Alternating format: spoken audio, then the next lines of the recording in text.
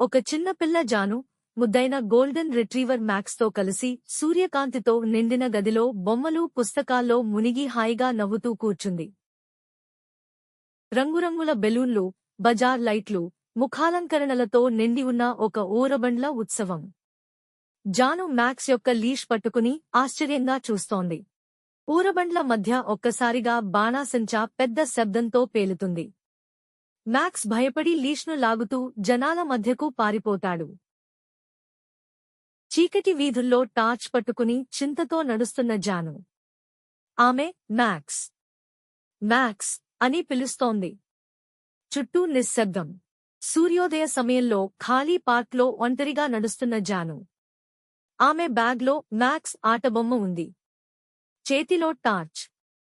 ముఖంలో ఆశ, బాధ రెండూ. చెట్ల మధ్య మట్టితో నిండిన మ్యాక్స్ను చూసిన జాను ఆనందంతో కౌగిలించుకుంటోంది. ఇద్దరూ కలిసి చాలా హర్షం వ్యక్తం చేస్తున్నారు. ఇది జాను మరియు మ్యాక్స్ స్నేహం, ప్రేమ మరియు ఓపిక గురించి చెప్పే అందమైన కథ. ఇంకా ఇలాంటి కథలు కావాలంటే చెప్పు, నీ కోసం తయారు చేస్తాను. Subscribe now.